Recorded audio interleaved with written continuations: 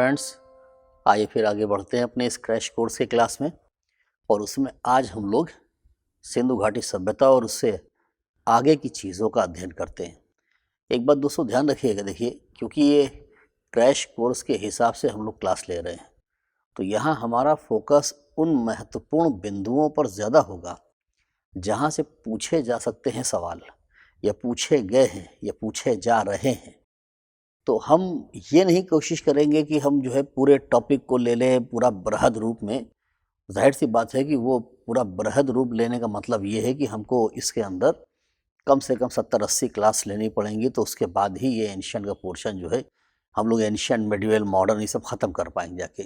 तो जाहिर सी बात है वो संभव नहीं हो पाता है। लेकिन अब क्रैश में ऐसा भी नहीं हो जाए कि सब कुछ क्रैश हो जाए, है ना। तो वो चीज़ें भी नहीं करनी हम लोग को।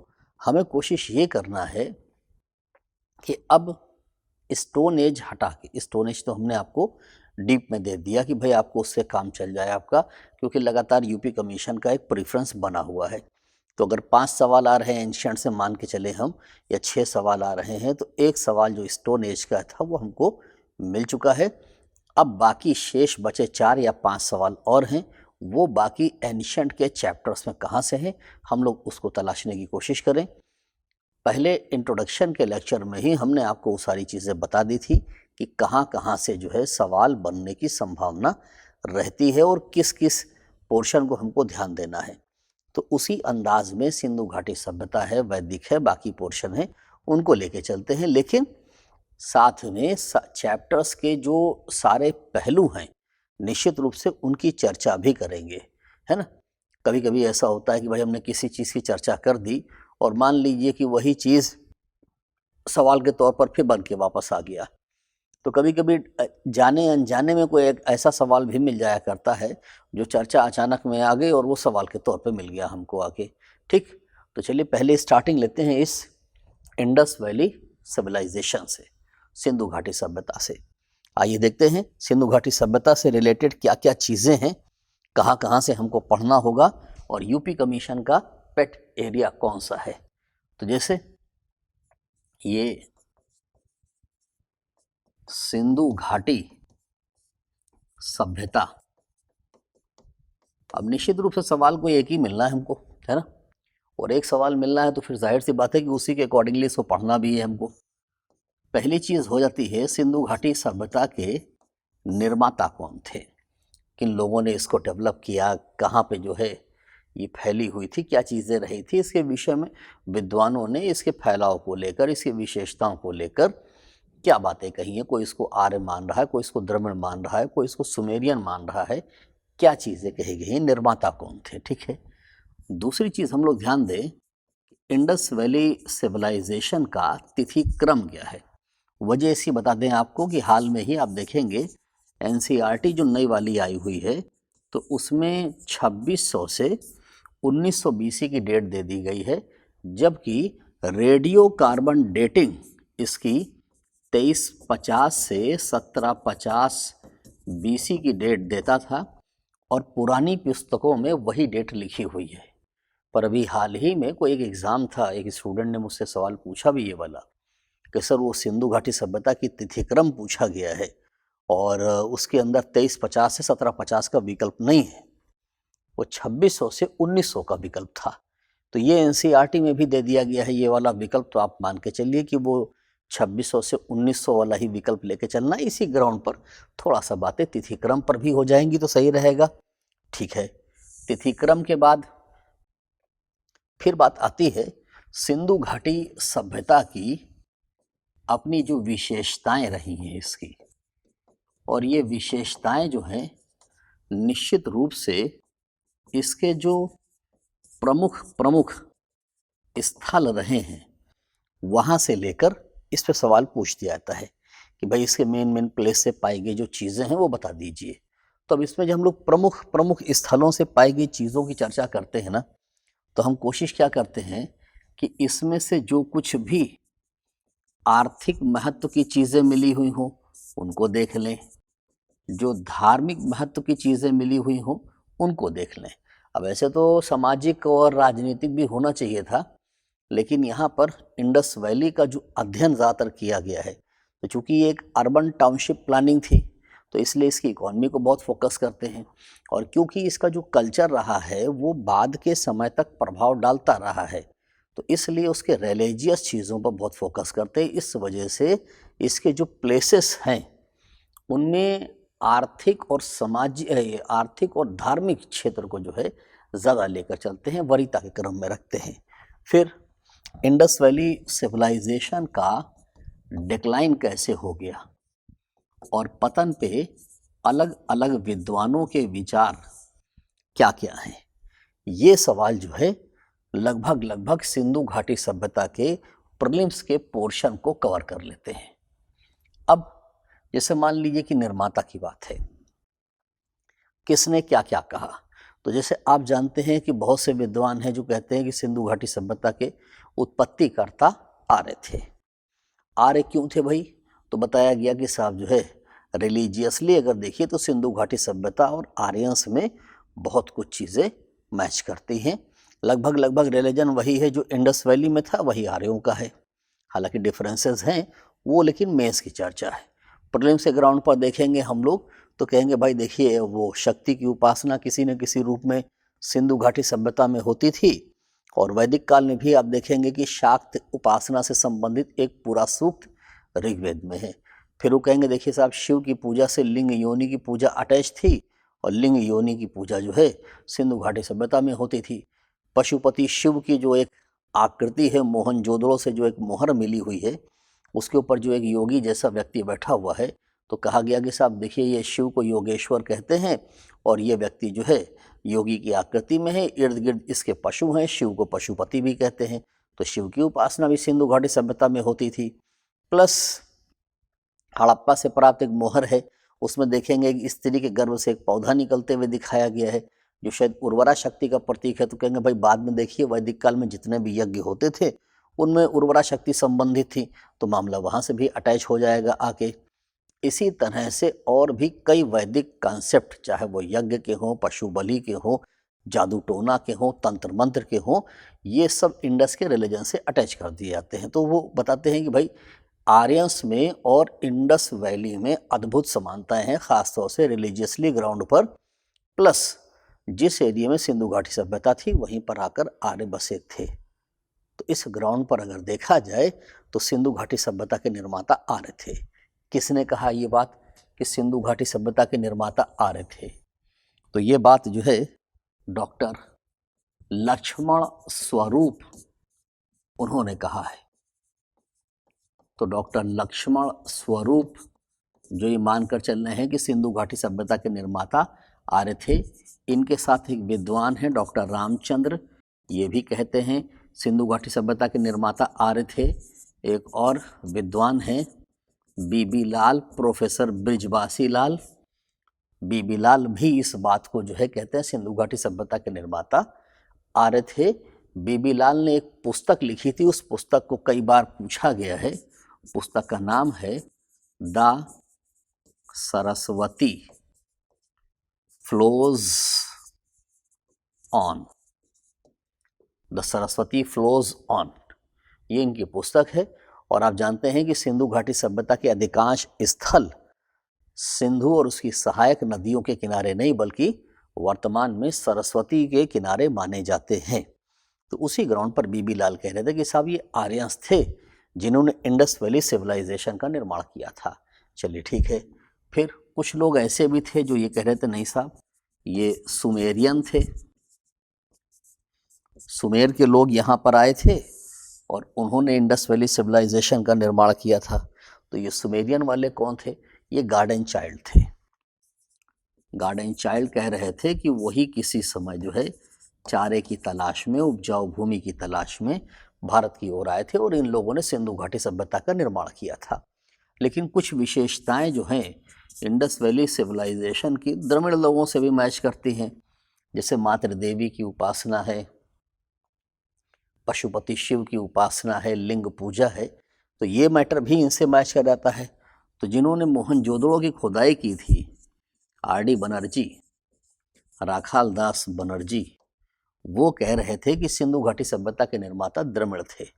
लेकिन आप देखेंगे कि ऋग्वेद में शूद्रों को दास और दस्यु के तौर पे शामिल किया गया है।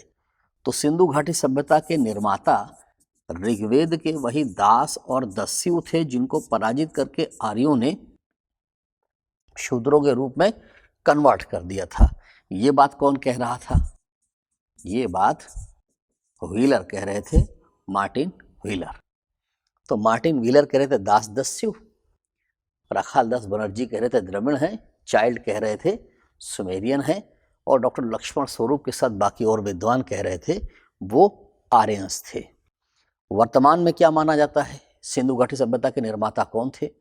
तो ये तो माना जाता है कि सिंधु घाटी सभ्यता जो है वो भारतीय उत्पत्ति हुई है, उसकी स्थानीय उत्पत्ति हुई है, लेकिन उसके रियल में निर्माता कौन थे इसके विषय में बहुत क्लियर मत नहीं है। सबसे बेहतर व्यू जो है हाल ही के दिनों में आर.एस. शर्मा सर का है, जो कहते हैं कि जो मुंडा थे, छोटा नागपुर क्षेत्र के मुंडा, वही किसी समय सिंधु घाटी सभ्यता में पहुंचे थे और उन्हीं लोगों ने सिंधु नगरों को जन्म दिया था। तो इसका मतलब ये हुआ कि सिंधु घाटी सभ्यता की मुंडा उत्पत्ति। अच्छा, ये मुंडा लोग जो हैं ये वही वाले हैं जो गंगा घाटी ताम्रनिधि वाले हैं, जो मैंने आपको दिखाया था ओसीपी मृदभांड वाले। तो गंगा घाटी ताम्रनिधि के जो निर्माता थे शायद वही सिंधु के नगरों के जन्मदाता थे।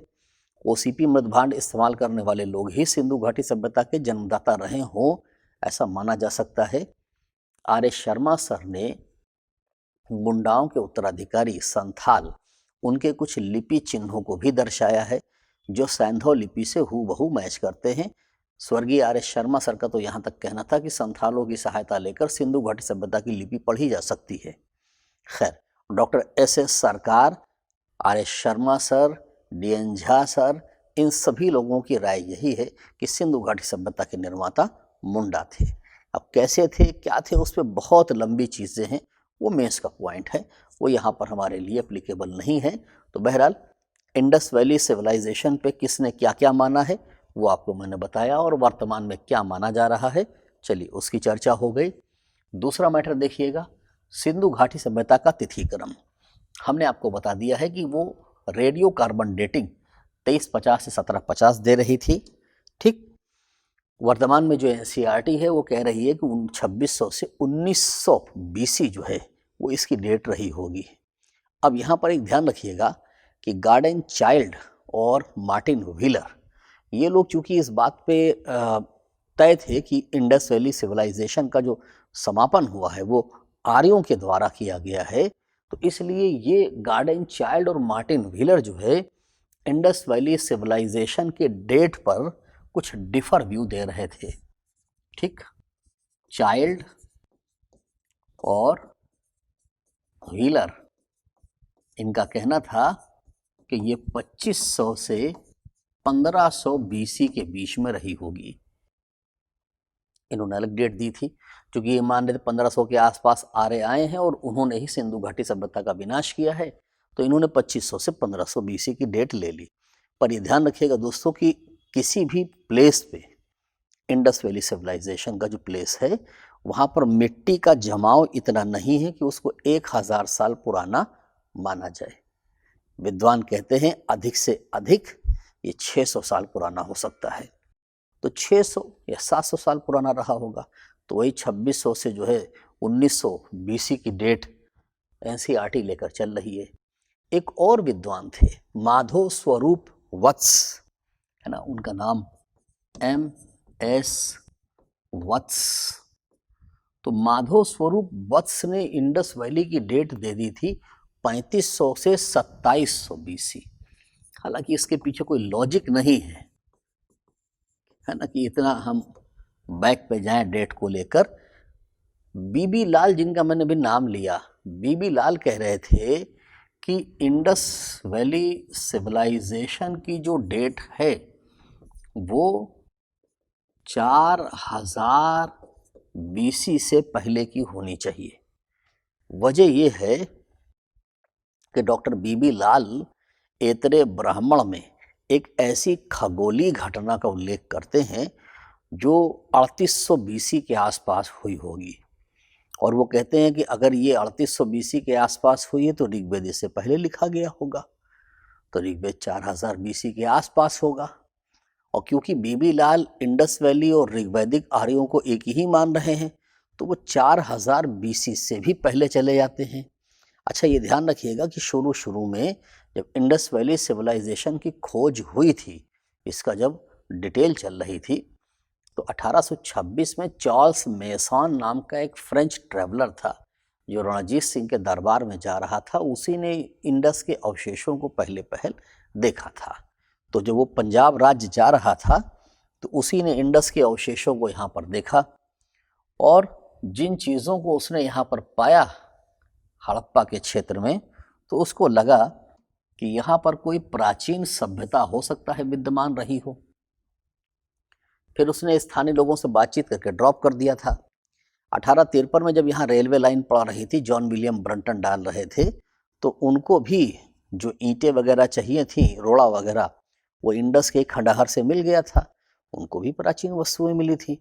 उन्होंने उस टाइम पर पुरातत्व सर्वेयर जनरल जो थे अलेक्जेंडर कनिंघम, उनको लिखा था और कनिंघम यहाँ पर आए, यहाँ का दौरा किया और उन्होंने भी यही समझा कि 1000 साल पुराना सिकंदर के समकालीन कोई नगर है और उन्होंने भी ड्रॉप कर दिया था। बाद में आप देखेंगे कि 1861 में अलेक्जेंडर कनिंघम को जो है भारतीय पुरातत्व सर्वेयर जनरल बना दिया जाता है और 1871 में विधिवत तरीके से इस विभाग की स्थापना कर दी जाती है। ये विभाग लॉर्ड कर्जन के समय पर पुनर्गठित किया जाता है और लॉर्ड कर्जन जो है जॉन मार्शल की नियुक्ति करते हैं आर्कियोलॉजिकल सर्वे ऑफ इंडिया के महानिदेशक के पद पर। और जॉन मार्शल के निर्देशन में दयाराम साहनी हड़प्पा में खुदाई करते हैं, राखाल दास बनर्जी मोहनजोदड़ो में खुदाई करते हैं। और ये लोग जब उसके अवशेषों को देखते हैं कि हड़प्पा में जो चीज़ मिल रही थी वही चीज़ मोहनजोदड़ो में मिल रही थी, और जबकि दोनों की दूरी तकरीबन 483 किलोमीटर दूर है, तो भाई जो चीज़ जो है इनको मोहनजोदड़ो में मिली वही चीज़ इनको हड़प्पा में मिल रही थी। तो इसलिए मार्शल ने ही उस टाइम पर इसको नाम दे दिया था सिंधु घाटी सभ्यता। और जॉन मार्शल ने इसका जो टाइम पीरियड निकाला वो 35 या 3250 BC तक की लेके चले गए। जॉन मार्शल इसका टाइम पीरियड क्यों इतना पीछे लेके चले गए थे? एक्चुअली उनको लगा ना कि ये 3000 साल से पहले की, 3000 BC से पहले की रही होगी, तो 3250 से वो 2750 तक की इसका टाइम पीरियड निकाल बैठे शुरू में। फिर उन्होंने टाइम पीरियड का करेक्शन किया। एक सुमेरियन सम्राट था, अक्काट का सम्राट सारगांव, उसका एक अभिलेख मिल गया सारगांव का। सारगांव दावा करता है कि उसके उर नगर से दिलमुन माकन मेलुहा के व्यापारी व्यापार करते हैं। जब दिलमुन माकन मेलुहा की पहचान की गई, भाई ये उर नगर कहाँ पे था, तो देखा गया कि ये उर नगर तो मेसोपोटामिया वाला है। मेसोपोटामिया में उर नगर प्रमुख था। वो कह रहा वहाँ से दिलमुन माकन मेलुहा के व्यापारी व्यापार करते थे। और जब उन चीज़ों को चेक किया गया तो पता ये चला कि भाई इसमें दिलमुन जो है वो तो बहरैन है, मगन जो वो कह रहा है मगन माकन वो ओमान है, और मेलुहा सिंधु घाटी सभ्यता है, वो सिंधु के व्यापार की चर्चा कर रहा है। तो सारगांव जो है सिंधु घाटी सभ्यता के व्यापार की चर्चा कर रहा है, इसका मतलब सारगांव और सिंधु पैरेलल होने चाहिए। और सारगांव की डेट वहाँ गलत निकल गई थी, वहाँ सारगांव की डेट 2800 BC निकल गई थी। तो मार्शल ने भी सिंधु घाटी सभ्यता की डेट जो है वो 2800 BC के आसपास, 3000 BC के आसपास मान ली। फिर सारगांव की संशोधित डेट आई 2400 BC के आसपास, तो मार्शल ने फिर सिंधु घाटी सभ्यता की डेट संशोधित कर दी, 2400 से 2700 BC कर दी थी। तो खैर जॉन मार्शल का नाम इसलिए ले रहा हूँ क्योंकि इसको सिंधु घाटी सभ्यता नाम इन्होंने ही दिया था, और इन्होंने ये विचार भी प्रकट किया था कि आज इसके अवशेष सिंधु घाटी सभ्यता में मिल रहे हैं, इसलिए इसको हम सिंधु घाटी सभ्यता कह रहे हैं। आगे चलकर इसके अवशेष गंगा घाटी में भी मिलेंगे, और उनकी बात सही सिद्ध हुई। आप देखिए कि अभी हाल ही के दिनों में उत्तर प्रदेश के बागपत ज़िले के सनौली गांव में जो खुदाइयाँ हुई हैं, 2007 के आसपास खुदाइयाँ स्टार्ट हुई हैं, वहाँ से 116 कब्रें मिली हैं, मानव कब्रें मिली हैं सनौली गांव की, जिसमें युगल शवाधान भी हमको प्राप्त हुए हैं, त्रिमानव समाधि भी प्राप्त हुई है हमको। और अभी 1-1.5 साल पहले फिर सनौली गांव की खुदाई हुई तो फिर वहाँ से कुछ रथ का पहिया वगैरह मिला। अब ये जो रथ का पहिया मिला वो तीलियों वाला पहिया था। और ये ध्यान रखिएगा, अभी तक की सिंधु घाटी सभ्यता में कहीं से तीलियों वाला पहिया मिला नहीं था। केवल मिट्टी की एक ऐसी संरचना मिली थी धौलावीरा से जिसको तीलियों वाला पहिया माना गया था, पर उसको माना नहीं गया कि सभी तीलियों वाला पहिया था। तो तीलियों वाला पहिया केवल आर्यजन इस्तेमाल करते थे। ऐसी स्थिति में वो आर्यों से रिलेटेड मान लिया गया भाई कि ये सनौली गांव जो है वो आर्यों से रिलेटेड है, और सनौली गांव इंडस के साक्ष्य दे रहा है, तो इसका मतलब इंडस वैली सिविलाइजेशन और आर्य एक ही थे। तो ये विचार एक बार फिर से बल पकड़ गया था। तो खैर, अब ये जो अवशेष मिले सिंधु घाटी सभ्यता और गंगा तक, तो कभी कभी जो है ना, आपने देखा होगा सवाल इसके पूरब पश्चिम उत्तर दक्षिण के जो इसके क्षेत्र हैं उस पर भी पूछते हैं। इसका सबसे उत्तरी स्थल कौन सा है? तो सबसे उत्तरी स्थल आप जब जाएंगे तो वो जम्मू कश्मीर में चेनाब नदी के किनारे मांडा है। तो सबसे उत्तरी स्थल इसका अगर देखा जाए तो वो मांडा है, नदी का नाम चिनाब है, ठीक है। सबसे दक्षिणी स्थल की ओर आए तो वो दैमाबाद है। किस नदी के किनारे है? तो प्रवरा नदी के किनारे है, ठीक है। सबसे उत्तरी स्थल की ओर आए तो वो इसका जो है ये सबसे पूर्वी स्थल, तो पूर्वी स्थल की ओर अगर इसके जाएंगे हम लोग तो वो जो है आलमगीरपुर है। आलमगीरपुर किस नदी के किनारे है? तो ये यमुना की सहायक हिंडन नदी के किनारे है। और सबसे पश्चिमी स्थल की ओर आएंगे इसका तो वो है सुत कगेंडोर। ये सुत कगेंडोर किस नदी के किनारे है? तो ये दाश्त नदी के किनारे है। इंडस वैली सिविलाइजेशन के फैलाव पर भी कभी कभी सवाल आता है। तो अब एक बार यूपी कमीशन ने यह भी पूछ लिया कि साहब इसको हड़प्पा सभ्यता क्यों कहते हैं? तो आप बताएंगे साहब इसको हड़प्पा सभ्यता इसलिए कहते हैं क्योंकि इसके अवशेष पहले पहल हड़प्पा में देखे गए थे। तो क्या अब भी इसको हड़प्पा कहेंगे? अब तो इसके अवशेष गंगा घाटी में भी मिल रहे हैं। तो विद्वान कहते हैं कि नहीं साहब, इसको हम लोग सरस्वती गंगा घाटी सभ्यता कह सकते हैं। क्यों सरस्वती गंगा घाटी सभ्यता कह सकते हैं? क्योंकि ये जो सरस्वती नदी दिख रही है हमको, ये बहती हुई, ठीक, ये विलुप्त हो चुकी है। अब ये ऐसे बहती नहीं, ये संभावित रूट रहा होगा। इसको जो है आप देखेंगे घग्घर हाकरा जो ये लिखा हुआ है, तो इसको घग्घर हाकरा रिवर बोला जाता है। अब ये इसकी जगह पर स्थानीय नाम चौतांग है, घग्घर नदी ही बहती है। और ये भी माना जाता है कि ये जो आप कालीबंगा की लोकेशन देख रहे हैं, ये कालीबंगा सरस्वती नदी के विलुप्त होने की वजह से समाप्त हो गया था। तो चूंकि अधिकांश प्लेसेस को अब सरस्वती नदी के किनारे माना जा रहा है और इसके अवशेष गंगा घाटी तक मिल रहे हैं, तो विद्वान कहते हैं कि भाई अब इसको जो है वो सरस्वती गंगा घाटी सभ्यता कहा जाए, है ना। अब इसको सिंधु घाटी सभ्यता ना कहा जाए। लेकिन क्योंकि क्या हुआ कि इसके साक्ष्य आप देखेंगे कि वो दक्षिण भारत में, ये दैमाबाद जो महाराष्ट्र में है उससे भी नीचे आप जाएं तो ये कर्नाटक के हिस्से में भी मिल रहे हैं, आंध्र प्रदेश के हिस्से में भी मिल रहे हैं और तमिलनाडु के हिस्से में भी मिल रहे हैं। तो विद्वानों का मानना है कि ऐसी सूरत में इसको हड़प्पा सभ्यता कहना ही उचित होगा। क्यों? क्योंकि पहले पहले इसके अवशेष हड़प्पा में देखे गए थे। आपको पता ही होगा कुछ वर्ष पूर्व तमिलनाडु से एक ऐसी कुल्हाड़ी मिली थी जिसमें सैंधव लिपि पर लेख लिखा हुआ था। तो यहाँ पर कुल मिलाकर कहना ये है कि अब इंडस के जो प्लेसेस हैं वो साउथ की ओर भी मिल रहे हैं। इंडस का ये जो दैमाबाद वाला मैटर था, ये चैप्टर अब क्लोज हो चुका है। अब ऐसा नहीं मानते हैं कि साहब ये जो दैमाबाद है जो है वो इंडस के प्लेसेस के तौर पे जो है जाना जाए सबसे लास्ट प्लेस के तौर पर। उनका कहना है कि सबसे लास्ट प्लेस इसके कर्नाटक, आंध्रा और तमिलनाडु साइड भी हो सकते हैं, लेकिन फिर भी दैमाबाद की अभी तक पोजीशन बनी हुई है। तो कभी कभी जो है वो दैमाबाद के नदी का नाम पूछ देंगे, ठीक। नदी का नाम प्रवरा हम बता ही चुके हैं, प्रवरा नदी के किनारे है ये दैमाबाद। और कभी कभी जो है सुमेल करा देते हैं, एक साइड प्लेस दे देंगे, एक साइड नदियों के नाम दे देंगे, सुमेल करा दीजिए। बहरहाल तो पहले पहल खुदाइयाँ कहाँ हुई भाई? पहले पहल खुदाई हुई वो हड़प्पा के हिस्से में हुई जाके, और हड़प्पा के अलावा वो मोहनजोदड़ो के हिस्से में हुई आके। इन दोनों को एक विस्तृत साम्राज्य की जुड़वा राजधानियां इस रूप में किसने परिभाषित किया था?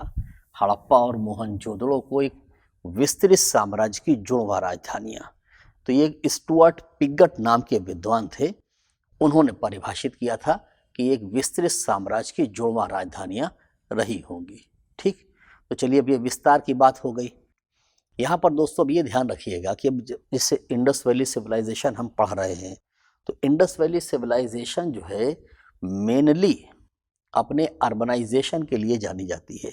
हालांकि इसके नगरों की संख्या 6 या 7 है, बाकी तो सब जितने भी स्थल मिले हैं वो कस्बा है या गांव है या बाकी क्षेत्र है, लेकिन फिर भी इसके वो जो 6-7 नगर मिले हैं वो इतने वेल डेवलप्ड थे, वेल प्लान्ड थे कि उस समय अपने हिसाब से विश्व में अद्वितीय थे।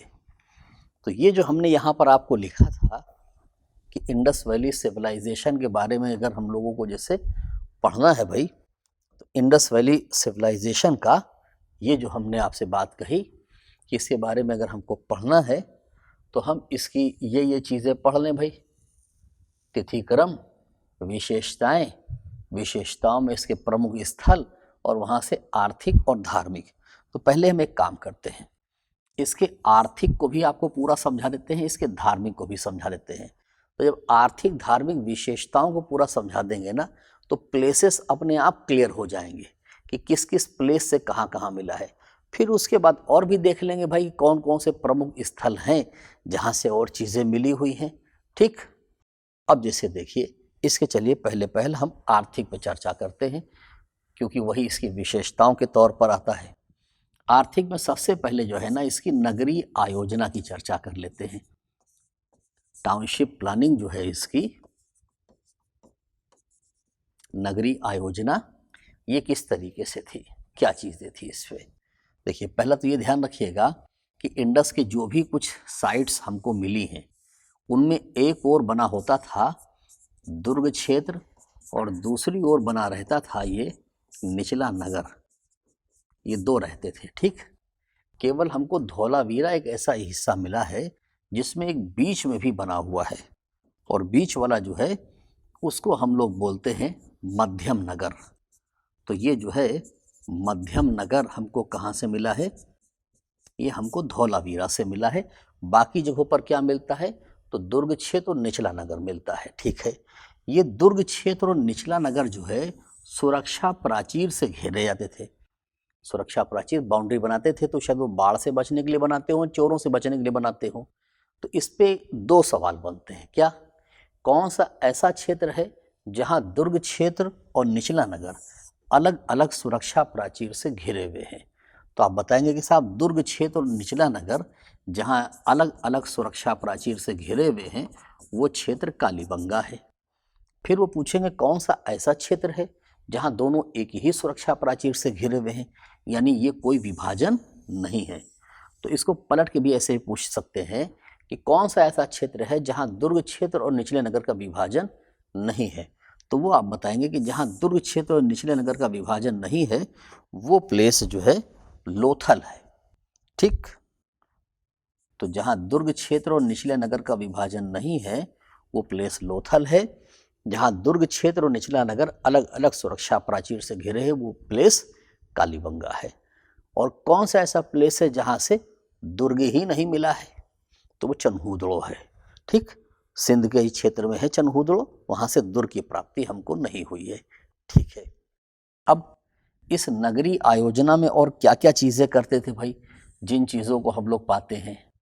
तो जैसे नगरीय आयोजना में हम लोग पहला तो ये पाते हैं कि जो इनके मकान होते थे, वो जो इनकी सड़कें होती थी, वो जो इनकी नालियां होती थी, वो जो इनके सार्वजनिक भवन होते थे, वो जो इनके कुएं होते थे, वो किस तरीके से व्यवस्थित किए गए थे, यहाँ से प्रीलिम्स के क्वेश्चन किस तरीके से मिल सकते हैं वो भी देख लीजिए।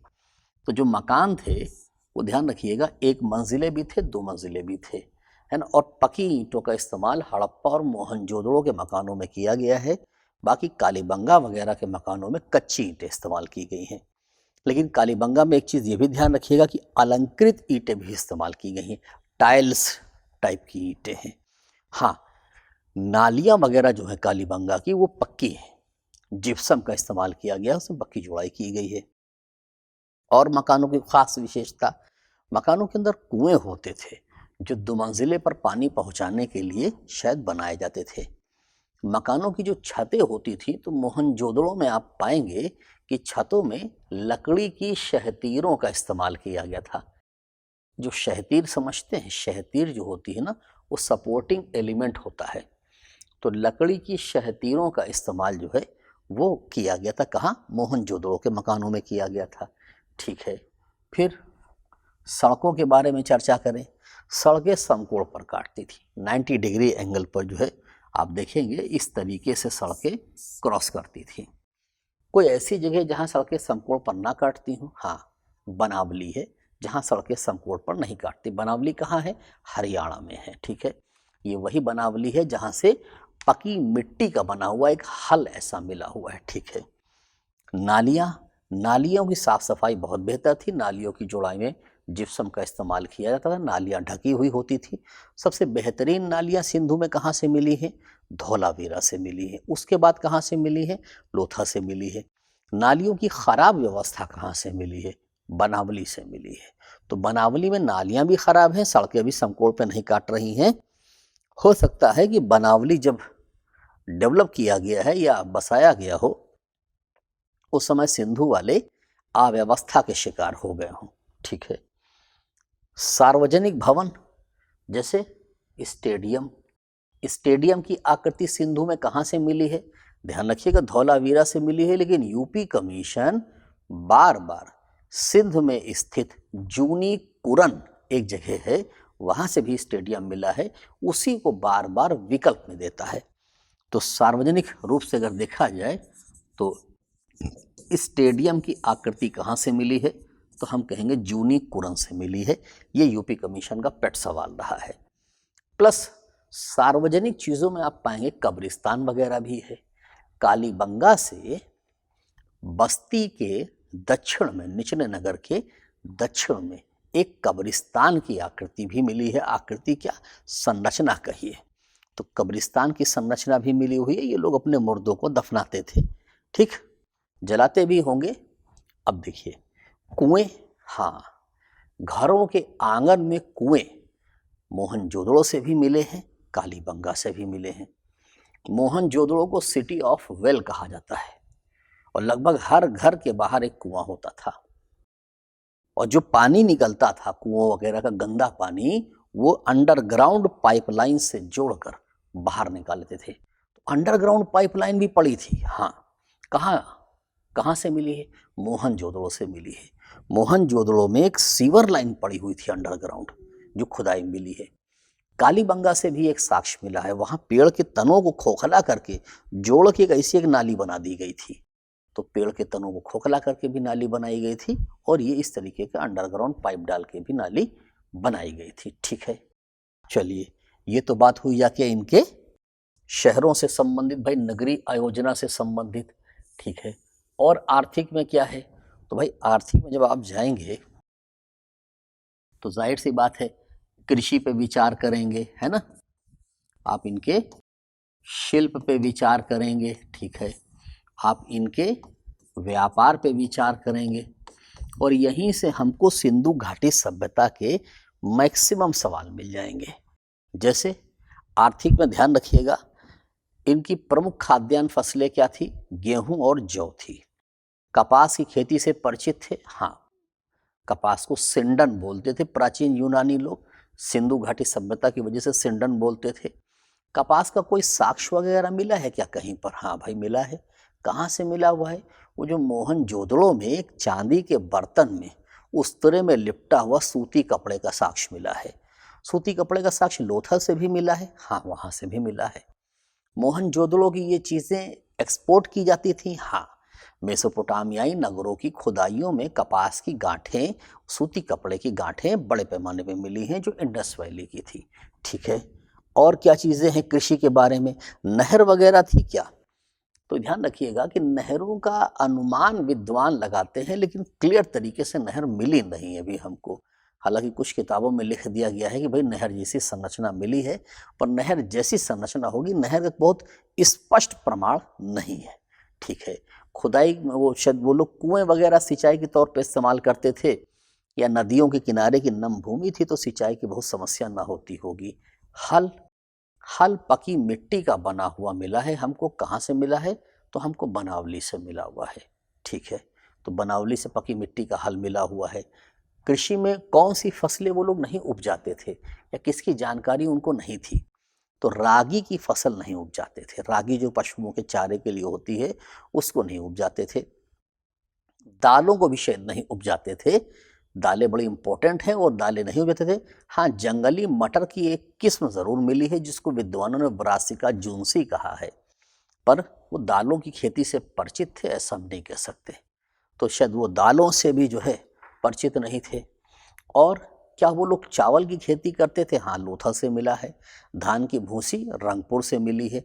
बाजरा कालीबंगा से मिला है। जौ कालीबंगा से मिला हुआ है। और कोई चीज़ें भी जो इंडस वैली के लोग जो है खाद्यान्न फसलों के तौर पर इस्तेमाल करते रहे हों, तो हाँ, कालीबंगा से निचले नगर के बाहर एक जुता हुआ खेत मिला है जो सिंधु से पहले का है। वहाँ पर एक साथ 2 फसलें उपजाई गई हैं। वहाँ पर चना और सरसों एक साथ उपजाई गई है। अब आप कहेंगे चना उपजाया गया तो चने की दाल रही होगी। देखिए, चना और चने की दाल हम लोग इस्तेमाल कर लेते हैं आधुनिक काल में, सही है, लेकिन जैसे मसूर है, अरहर है, मूंग है और भी हैं जो दालें, वो सब इंडस वैली में अभी तक तो खुदाइयों में उनका अवशेष नहीं मिला है। ठीक, तो अब आइए जरा कृषि से आगे बढ़ते हैं शिल्प पे। सिंधु घाटी सभ्यता का प्रधान शिल्प क्या है? तो प्रधान शिल्प इनका सूती वस्त्र उद्योग है। ठीक है, सूती वस्त्र के अलावा भी और क्या चीज़ें थी? तो धातु के तौर पे आप देखेंगे चांदी का इस्तेमाल यही लोग करते थे। हाथी दांत की चीज़ें भी बनाते थे। हाँ भाई, हाथी दांत की चीज़ें भी बनाते थे ये लोग। ठीक, उसके अलावा और कुछ भी ये लोग काम करते थे। तो हाँ भाई, मृदभांड भी बनाते थे। ये मृदभांड हमने बताया मिट्टी के बर्तन के होते थे। तो मृदभांड कैसे होते थे? याद रखिएगा, अधिकांश सैंधव मृदभांड सादे हैं, कुछ एक दूधिया गुलाबी हैं और कुछ काले लाल हैं। बाहर लाल रंग से पेंटिंग की गई, अंदर धुएं से काले हो गए हैं। काला लाल भी है, एक काला लाल आपको ऋग्वेद में भी मिलेगा, एक यहाँ पर भी काले लाल मिलेंगे आपको। तो बाहर लाल रंग से पेंटिंग, अंदर धुएं से काला है। कुछ दूधिया गुलाबी मृदभांड मिले हैं, वो भी मिला है। ओसीपी भी मिला हुआ है, गेरू वर्णी, वो देख ही रहे हैं 2600 से लेकर 1100 तक मिल रहा है। तो ओसीपी भी मिला हुआ है यहाँ से। प्लस अधिकांश मृदभांड सादे हैं। क्या मृदभांडों के ऊपर लेखन वगैरह हुआ है? ध्यान रखिएगा, हाँ है। मृदभांडों पर चित्रांकन हुआ है? हाँ है। कैसा कैसा है? तो जैसे आप पाएंगे कि हड़प्पा से एक मृदभांड मिला है जिसमें एक मछुआरा अपने कंधे पर बहंगी डाले हुए जा रहा है। इसी तरीके से हड़प्पा से एक मृदभांड ऐसा है जिसमें बर्तन पे जो है एक हिरनी का चित्र बना हुआ है, अपने बच्चे को दूध पिला रही है। लोथल से एक ऐसा मृदभांड मिला है जिसमें प्यासे कौवे की कथा अंकित है।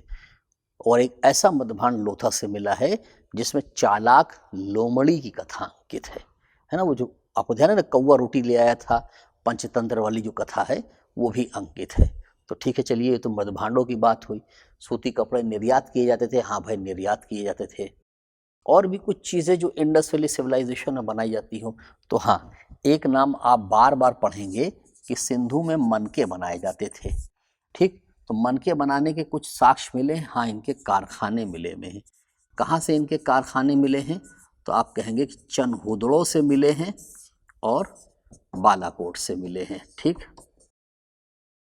तो चनहुदड़ों और बालाकोट में मनके बनाने के कारखाने भी पाए गए हैं। हाथी दांत का बना हुआ पैमाना, स्केल, वो स्केल जो 16, 32, 64 वाले उस पर था। तो हाथी दांत का बना हुआ पैमाना लोथल से मिला है। मोहनजोदड़ो से भी मिले, लेकिन लोथल वाला प्रमुखता से माना जाता है। ठीक, फिर आगे बढ़ते हैं, देखिए व्यापार पे आते हैं। इंडस वैली सिविलाइजेशन का ये व्यापार जो है किन किन बातों पे चेक किया जाए, तो पहला ये देख लिया जाए कि भाई ये जो व्यापार था, आंतरिक व्यापार कैसे होता था। दूसरा देखा जाए बाह्य व्यापार कैसे होता था। तीसरा देखा जाए इसमें मुद्रा की स्थिति क्या थी। चौथा देखा जाए इसमें परिवहन की स्थिति क्या थी। तो परिवहन ध्यान रखिएगा, बैलगाड़ी इस्तेमाल करते थे, प्लस वैदेशिक जो व्यापार करते थे उसमें जलपोत वगैरह का इस्तेमाल किया जाता रहा होगा। सिंधु घाटी सभ्यता की मोहरों पर दो पतवार लगे हुए, मस्तूल लगे हुए जलपोत या नौका का अंकन भी मोहरों से प्राप्त हुआ है। तो जलपोत का चिन्ह सैंधव मोहरों पर प्राप्त होता है। हाँ, सच है, प्राप्त होता है सैंधव मोहरों पर। ठीक है, मुद्रा, इसका कोई साक्ष्य अभी तक तो नहीं मिला हुआ है। विद्वानों ने अलग अलग मत प्रकट किए हैं। सुरकोतडा और देसलपुर से प्राप्त फिरोजा की धातु की बनी हुई कुछ ऐसी मुद्राओं की आकृति बताई गई है, पर क्लियर तरीके से मुद्रा संबंधी कोई साक्ष्य नहीं मिला है।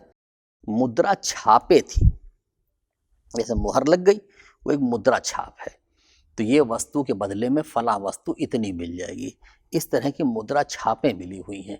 ठीक है, बाह्य व्यापार कहाँ कहाँ से हो रहा था, तो बाह्य व्यापार अगर आप देखेंगे तो सिंधु घाटी सभ्यता का बाह्य व्यापार जो है वो मेसोपोटामिया से हो रहा था, वो सुमेर से हो रहा था, वो एलम की सभ्यता से हो रहा था, वो क्रीट की सभ्यता से हो रहा था, वो मिस्र की सभ्यता से हो रहा था। और ये जो मेसो वाला व्यापार है, इस मेसो के व्यापार को आप पाएंगे कि मेसो के जो आप उर नगर में जाएं, तो उर नगर में हमने अभी आपको बताया कि वो अक्काडियन सम्राट सारगांव है ना, सारगांव जो है वो दावा करता है कि उसके उर नगर से दिलमुन, माकन और मेलुहा के व्यापारी व्यापार करते थे। तो दिलमुन की पहचान बहरैन से की गई, माकन या मगन की पहचान ओमान से की गई और मेलुहा की पहचान सिंधु घाटी सभ्यता से की गई। इसमें दिलमुन को वो कहता है उगते सूरज का देश, स्वर्ग के समान देश, हाथियों वाला देश। मेलुहा के विषय में भी कहता है हाथियों वाला देश, और बताता है वहाँ से सोना आता था, वहाँ से ऊन आता था, वहाँ से चांदी आती, वहाँ से काली लकड़ी आती थी। ये काली लकड़ी कौन सी है, ये आबनूस की लकड़ी होती है, कश्मीर वगैरह के हिस्से में प्राप्त होती थी। तो इसका मतलब ये है कि वहाँ से ये माल निर्यात किया था। विद्वान मानते हैं कि ये जो दिलमुन यानी बहरैन था, ये बिचौलिया बंदरगाह था। सैंधौ और मेसोपोटामिया के बीच में ये बिचौलिया बंदरगाह था। दोनों जगह के व्यापारी आके सामान की अदला बदली कर लिया करते थे। ठीक है, आंतरिक व्यापार कैसे संचालित हो रहा था, तो आंतरिक व्यापार वस्तु विनिमय की पद्धति पे था, नदी मार्गों से होता था। स्थल मार्ग पे बैलगाड़ी का इस्तेमाल करते थे। सिंधु में बैलगाड़ी के खिलौने मिले हैं, लेकिन जो पहिया मिला है वो ठोस पहिया मिला है, तीलियों वाला पहिया वहाँ पर नहीं पाया गया है। ठीक है, चलिए अब ये बातें तो हो गई जाके इंडस वैली सिविलाइजेशन के आर्थिक की।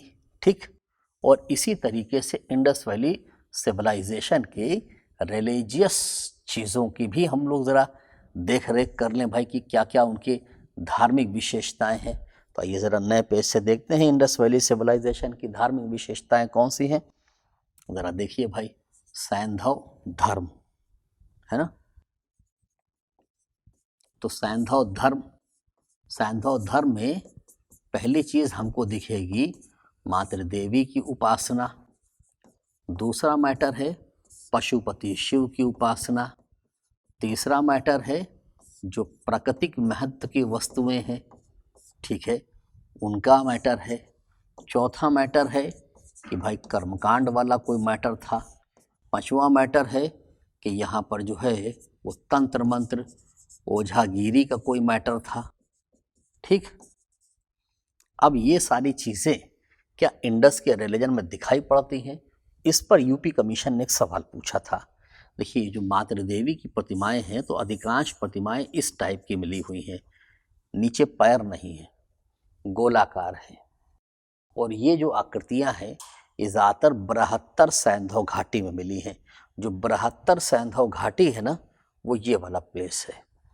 ये जो हिस्सा देख रहे हैं आप, ये बृहत्तर सैंधव घाटी का हिस्सा कहलाता है। इसके बाहर आप आएंगे तो ये जो आप बनावली देख रहे हैं, बनावली ही एकमात्र ऐसा प्लेस है जहाँ से मातृ देवी की जो प्रतिमाएं मिली हैं उनके हाथ पांव दिखाए गए हैं, यानी वो इस आकृति की बनाई गई हैं भाई, ठीक, मुकुट वगैरह के साथ। लेकिन कृष्ण मोहन श्रीमाली कहते हैं कि उनकी अगर बॉडी फिगर को देखा जाए तो वो शायद 16-17 साल की लड़कियों की आकृतियां हैं, बड़ी उम्र की नहीं है, उनको मातृ देवी नहीं कह सकते। हालांकि कुछ मूर्तियां ऐसी हैं जिसमें प्रेगनेंसी के लक्षण दिखाए गए हैं, तो उसके विषय में विद्वान कहते हैं कि ये उर्वरा शक्ति का प्रतीक है। उन्होंने थैंक गॉड करते हुए ये किया होगा कि हमारी उर्वरा शक्ति की मनोकामना पूर्ण हुई।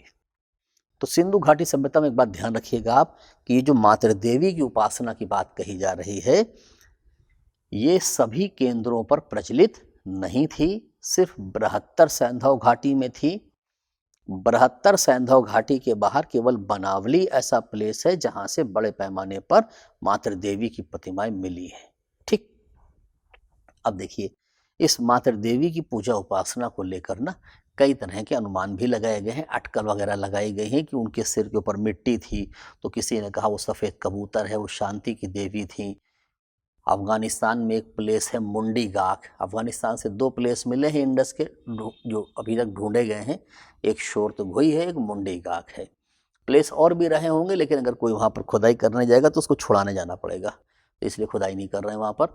तो मुंडी गाख से जो मातृ देवी की प्रतिमाएं मिली हैं उनके विषय में कहा जाता है कि भाई ये जो है मातृ देवी के रौद्र रूप की प्रतीक हैं, गुस्से वाली हैं। और भारत साइड जो मिली है वो सौम्य रूप की प्रतीक है, लेकिन ये सब अनुमान मात्र है। ये हो सकता है कभी प्रीलिम्स के फैक्ट आ जाए, इसलिए हमने इसको बता दिया आपको। खैर, मातृ देवी की पूजा उपासना ध्यान रखिएगा प्राचीन यूनान में भी होती थी और 5 पुरुष रूपों में होती थी, यानी उनके पति, उनके देवर, उनके भाई, उनके पिता, उनके ससुर। और मोहनजोदड़ो से इसी तरह से वृषभ की 5 आकृतियां मिली हैं अलग अलग तरीके की। तो कुछ विद्वान कहते हैं मोहनजोदड़ो में ये जो 5 आकृतियां मिली हैं ये मातृ देवी का पुरुष प्रतिरूप हो सकता है, जो वृषभ की आकृतियां हैं। चनहूदड़ो से एक ऐसी मोहर मिली है जिसमें एक स्त्री के साथ एक वृषभ को सेक्स करते हुए दिखाया गया है। तो ये कृष्ण मोहन श्रीमाली और डी एन झा कहते हैं कि मतलब निर्वस्त्र कोई वो पुरोहितानी है, उसके साथ जो है ये वृषभ को सेक्स करते हुए दिखाया गया है। तो हो सकता है ये मातृ देवी हो और मातृ देवी के पति स्वरूप ये वृषभ को दिखाया गया हो।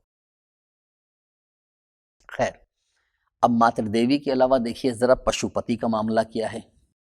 पशुपति वाली मोहर मैंने आपको बताया मोहनजोदड़ो से मिली है, इर्द गिर्द उनके पशु बने हुए हैं। पशु कौन कौन से बने हैं ये यूपी कमीशन खास तौर से पूछता है। उनमें ध्यान रखिएगा कि मोहनजोदड़ो वाली जो मोहर मिली है उस पर हाथी है, चीता है, गैंडा है, भैंसा है और पैर पे नीचे की ओर पे हिरन दिखाए गए हैं। अब ये पशुपति शिव हैं कि नहीं है, इस पर मेंस में काफ़ी बहस है। कभी मेंस में होंगे तो आपको समझा दूंगा। फिलहाल ये ध्यान रखिएगा कि HP सुल्लीवान, शुभांगना अत्रेई, ये लोग जो है इसको एक पुरुष आकृति नहीं मानते हैं, वो इसको नारी आकृति मानते हैं। मार्शल इसको पुरुष आकृति मानते हैं। मार्शल की ही टीम के एक सदस्य थे मैके इसको नारी आकृति कह रहे थे। तो मैके, सुल्लीवान, शुभांगना अत्रेई इसको नारी आकृति कहती हैं। और हाल ही के दिनों में ड्यूरिंग कैस्पर्स, ग्रेगरी एस पोसेल, शिरीन रत्नागर, इन विद्वानों ने इस मोहर को ओझागिरी से संबंधित बता दिया है, इसको तांत्रिक बता दिया है। खैर, आगे बढ़िए। प्राकृतिक महत्व की वस्तुओं की उपासना होती थी, जैसे जल की उपासना। कहाँ से साक्ष्य मिला है? मोहनजोदड़ो से। एक स्नानागार मिला हुआ है, पकी ईंटों से बना हुआ उसका फर्श है, फर्श में उसके जिप्सम का इस्तेमाल किया गया है। उत्तर और दक्षिण में उतरने के लिए सीढ़ियां बना दी गई थी। इस स्नानागार के ऊपर एक पुरोहित आवास जैसा कोई भवन बना है जिसको मार्शल ने कॉलेजिएट बिल्डिंग कहा था। इसी के बगल में एक अन्नागार बना हुआ है और कुछ विद्वान कहते हैं कि स्नानागार का रिलीजियस इंपॉर्टेंस था।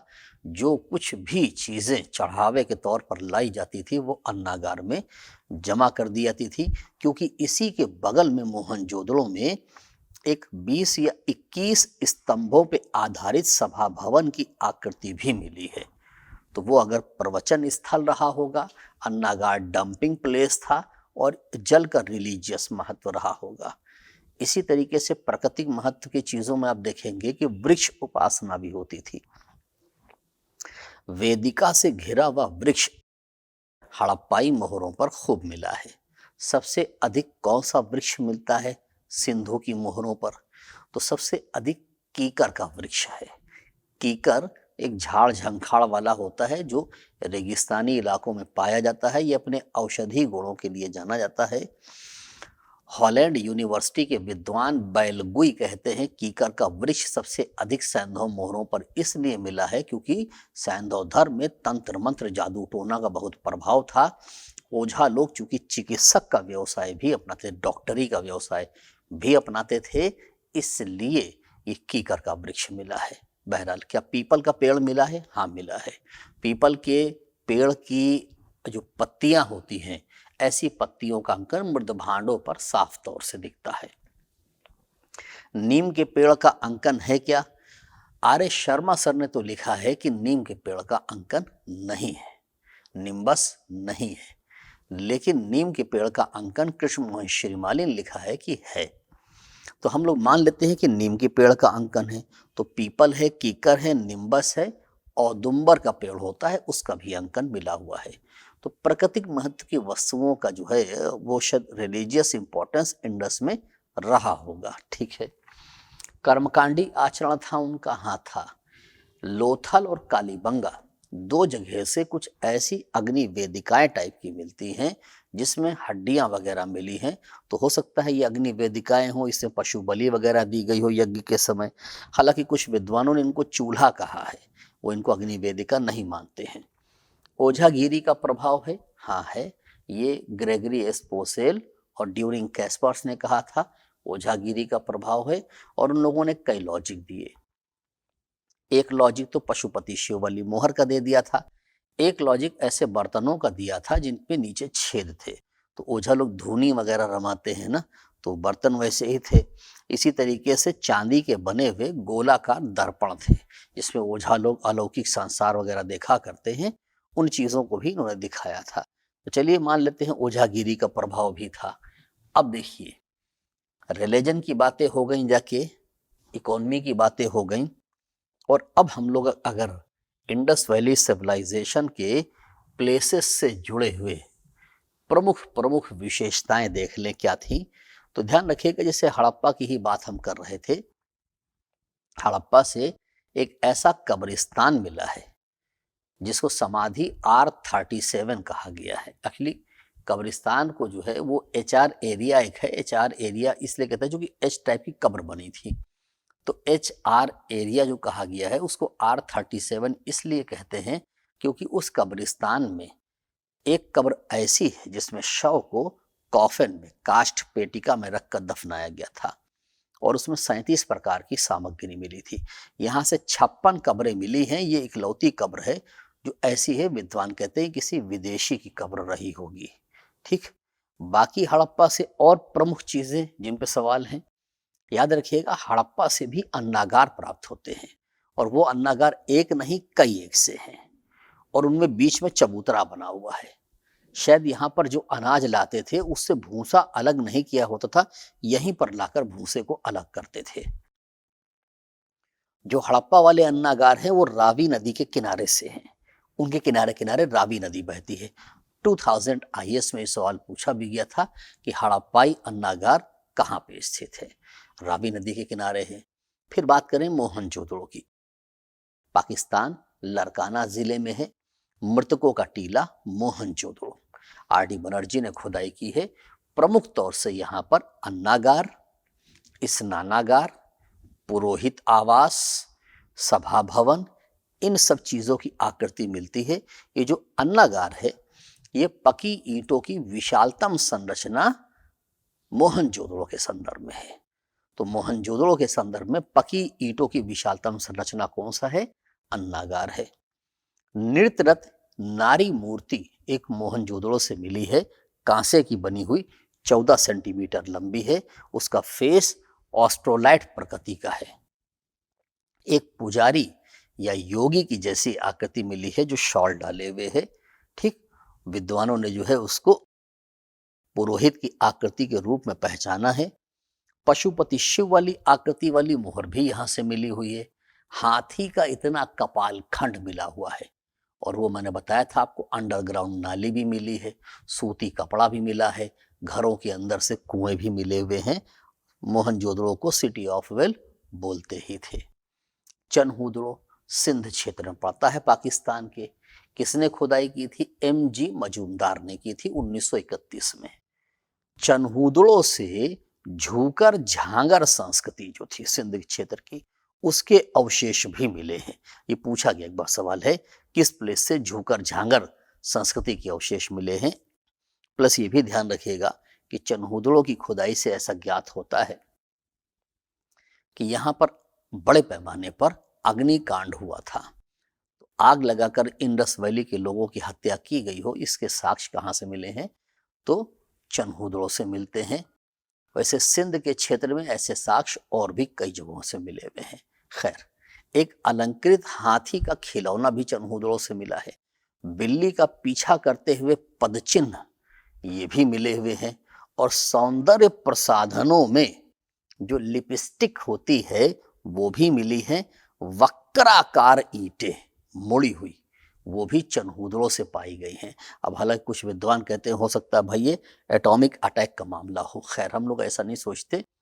फिर भी चलिए, फिर बात करते हैं लोथल की। लोथल की प्रमुख विशेषता ध्यान रखिएगा, सबसे बाद में बसाया गया स्थल है। सिंधु घाटी सभ्यता में जितने भी मकान थे उनके दरवाजे गली की तरफ खुलते थे। लोथल इकलौता अपवाद था, मकान के दरवाजे सड़क की ओर खुलते हैं। लोथल से एक बंदरगाह भी पाया गया है, गोदीबाड़ा डॉकयार्ड जिसको कह सकते हैं आप। ये भी ध्यान रखिएगा कि लोथल से शायद मेसोपोटामियन व्यापार ज्यादा होता था, इसलिए फारस की खाड़ी प्रकार की मुद्रा भी लोथल से मिली हुई है। प्लस लोथल में आपने देखा कि निचला नगर और दुर्ग क्षेत्र एक ही सुरक्षा प्राचीर से घिरे हुए थे। लोथल से हाथी दांत का पैमाना भी मिला है। लोथल से 3 ऐसी समाधियां मिली हैं जिसमें युगल समाधान किया गया है। एक साथ 2 कंकाल मिले हैं। कालीबंगा से एक ऐसी समाधि मिली है जिसमें युगल समाधान किया गया है। मिस्र की मम्मी जैसा मॉडल जो है वो भी लोथल से मिला है। मम्मी यानी कि मसाला लगाकर शव को सुरक्षित रखने का जो प्रयास करते थे वो भी लोथल से मिला हुआ है। प्लस यहाँ के जो मृदभांड मिले हैं हम बता ही चुके हैं। प्यासे कौवे की कथा अंकित है, चालाक लोमड़ी की कथा अंकित है यहाँ पर। ठीक, और अगर यहाँ अनाज का देखा जाए तो चावल और बाजरे का साक्ष्य यहाँ से मिला हुआ है। फिर बात करते हैं कालीबंगा की। कालीबंगा राजस्थान के गंगानगर ये क्षेत्र में पड़ता है।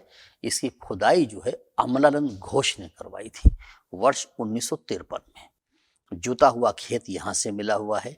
अग्निकुंड यहाँ से मिले हैं। अलंकृत ईंटें यहाँ से मिली हैं। युगल समाधि यहाँ से मिली है। घरों के अंदर कुआं यहाँ से मिला है, हम आपको बता चुके हैं। हाँ, लिंग योनि का प्रमाण जो है तो सिंधु घाटी सभ्यता में कहीं से ऐसा नहीं था कि ज्वाइंट लिंग योनि मिला हो, अलग अलग लिंग योनि मिलते थे। एक लिंग योनि का प्रमाण जो है सिंधु घाटी सभ्यता में कालीबंगा से भी मिला है। और हमने आपको बताया कि विद्वान मानते हैं कि कालीबंगा का जो पतन हुआ वो सरस्वती नदी के विलुप्त हो जाने की वजह से हुआ था। फिर बात करते हैं बनावली की। हरियाणा हिसार जिला। खुदाई करवाई थी R.S. बिष्ट ने। बनावली नालियां खराब हैं, सड़कें समकोण पर नहीं काटती हैं, पकी मिट्टी का हल मिला है और मातृ देवी की वो प्रतिमाएं मिली हैं जो 16-17 साल की लड़कियों की आकृतियां कही जा रही हैं। ठीक है, एक और प्लेस सुरकोतडा, गुजरात में कच्छ में मिला है। सुरकोतडा, देसलपुर, धौलावीरा ये कच्छ में स्थित थे। सुरकोतडा की खुदाई जगपति जोशी ने की थी, जेपी जोशी ने की थी। घोड़े की हड्डियां पूछी जाती हैं कहाँ से मिली, आप आंसर देंगे सुरकोतडा, लेकिन ध्यान रखिएगा ये घोड़े की हड्डियां 1600 बीसी की हैं। 1250 बीसी में घोड़े के दांत मोहनजोदड़ो के समीप राणा घुंडई से मिले हैं। घोड़े की मृण मूर्तियां, पकी मिट्टी की मूर्तियां एस.आर. राव ने लोथा से मिलने का दावा किया था, लेकिन यह विवादित है और कुल मिलाकर विद्वान यही मानते हैं कि सिंधु घाटी सभ्यता के लोग घोड़े और गाय से परिचित नहीं थे। ठीक, फिर बात आती है रोपड़ की। रोपड़ पंजाब में है। किसने खुदाई करवाई? वाई.डी. शर्मा, यज्ञदत्त शर्मा। उन्होंने रोपड़ की खुदाइयों में यह दिखाया है कि मानव शवाधान के साथ साथ कुत्ते का शवाधान जो बुर्ज होम में प्राप्त हुआ था वैसे ही रोपड़ में भी प्राप्त हुआ है। प्लस रोपड़ में बाद में ऐसा लगता है कि आर्यंस भी आकर बसे हैं, आर्यंस के बाद का कल्चर भी रहा है, इसलिए उत्तर वैदिक आर्यों का प्रमुख मृदभांड चित्रित धूसर PGW अभी आगे मिलेगा आपको, वो भी रोपड़ से मिला है। और महात्मा बुद्ध का समकालीन मृदभांड NBPW वो भी रोपड़ से मिला है। धौलावीरा, धौलावीरा कच्छ के रन में स्थित था, गुजरात में कच्छ के रन में स्थित था। RS विष्ट ने यहाँ की खुदाई करवाई थी 3 भागों में, हमने बताया। नालियों का प्रबंध बेहतर मिला है, ठीक है। स्टेडियम मिला है, ठीक है। यहाँ से एक बावड़ी भी मिली है, बावड़ी पानी स्टोरेज करने वाली, और एक ऐसा यहाँ से स्थल, ऐसी एक आकृति संरचना मिली है जिसको कुछ विद्वान जो हैं वो एस्ट्रोनॉमी की लैब बता रहे हैं कि यहाँ से जो है वो कोई खगोल वाली जो है लैब मिली है धौलावीरा से। तो चलिए खगोल वाली लैब भी मान लेते हैं। एक ऐसा बोर्ड मिला है धौलावीरा से जिसमें खूब बड़े बड़े बाण बने हैं, तो विद्वान कहते हैं ये किसी कंपनी का साइन बोर्ड रहा होगा, उसी का जो है यहाँ पर प्रचार विचार लगा रहा होगा। तो खैर ये प्रमुख प्रमुख स्थल थे। अब बात करते हैं इंडस वैली सिविलाइजेशन के डिक्लाइन पर, इसके पतन पर, और देखते हैं भाई क्या क्या विचार किस किस विद्वान ने प्रस्तुत किए थे। सिंधु घाटी सभ्यता के लोगों का पतन कैसे हुआ, इस बारे में सबसे पहला आक्रमण जो है, या पहला हम कहें कि साक्ष्य जो है, वो गार्डन चाइल्ड मार्टिन व्हीलर वाला है, जो आर्य आक्रमण की बात करते हैं, हम आपको पहले बता चुके हैं। तो इंडस वैली सिविलाइजेशन का पतन जो है वो आर्यों द्वारा किया गया, ये बात चाइल्ड ने कही थी, व्हीलर ने कही थी। ठीक, फिर इंडस वैली सिविलाइजेशन का पतन आर्यों द्वारा किया गया होगा, ये विचार मान्य इसलिए नहीं है क्योंकि आर्यों के आने से बहुत पहले ही सिंधु घाटी सभ्यता का विनाश ऑलरेडी हो चुका था। तो सिंधु घाटी सभ्यता का विनाश जो है शायद बाढ़ से हुआ होगा, बाढ़ आ गई थी। ये विचार जो है जॉन मार्शल ने दिया था, और कई प्लेसेस की खुदाइयों से बाढ़ के साक्ष्य दिखाए भी थे। मार्शल का समर्थन उनकी टीम के सदस्य मैके भी कर रहे थे, और एक भारतीय विद्वान एस.आर. राव भी इस बात का समर्थन कर रहे थे कि हाँ, इंडस वैली सिविलाइजेशन का पतन जो है वो बाढ़ से हुआ है। लेकिन अगर कुछ एक प्लेस पे हम बाढ़ मान भी लें तो हर जगह तो बाढ़ नहीं आ गई होगी। पुरानी CRT के हिसाब से चले तो सिंधु घाटी सभ्यता का विस्तार 12,99,600 वर्ग किलोमीटर में था, और आधुनिक के हिसाब से चले तो 15,03,000 वर्ग किलोमीटर से ऊपर था। तो हर जगह तो बाढ़ नहीं आ गई होगी। तो निश्चित रूप से सिंधु घाटी सभ्यता का टोटल विनाश कैसे हो गया। तो एक बड़ा अच्छा व्यू जो है वो दिया गया जलवायु परिवर्तन का। मेंस का ग्राउंड अगर होता तो यही माना जाता है कि भाई जलवायु परिवर्तन ने जो है वो इंडस वैली सिविलाइजेशन का पतन कर दिया। किसने ये सुझाव दिया था? तो ये सुझाव जो है R.L. स्टाइन का था। R.L. स्टाइन कह रहे थे कि जलवायु परिवर्तन से जो है इंडस वैली सिविलाइजेशन का डिक्लाइन हो गया। एक भारतीय विद्वान थे A.N. घोष, A.N. घोष भी यही बात कह रहे थे कि हाँ साहब, जलवायु परिवर्तन से सिंधु घाटी सभ्यता का डिक्लाइन हो गया था। और क्या व्यू हो सकते हैं सिंधु घाटी सभ्यता के पतन के? एक प्रशासनिक शिथिलता वाला व्यू जो है वो मार्शल ने दिया था। सही व्यू है कि बाद के चरण में सिंधु के जो मकान हैं, तो नए मकानों में पुरानी ईंटें इस्तेमाल हो रही हैं। जो बर्तन वगैरह बनाए गए हैं उन पे बहुत डिज़ाइन नहीं बनाई गई है। जो मकान बनाए गए हैं वो ज़्यादातर ऊंचे से टीले पर बनाए गए हैं। तो ऐसा लगता है कि बाद के चरण में पहुंचते पहुंचते जो है इंडस वैली सिविलाइजेशन के जो लोग थे वो निश्चित रूप से किसी तरह की प्रशासनिक शिथिलता के शिकार हो गए थे। अब व्यापार वाणिज्य वगैरह को बहुत संरक्षण नहीं मिल रहा था। तो चलिए ठीक है, प्रशासनिक शिथिलता की बात कर लेते हैं। प्रशासनिक शिथिलता के अलावा एक विचार था कि भूतात्विक परिवर्तन आए थे, और ये विचार जो है इनका था M.R. साहनी का।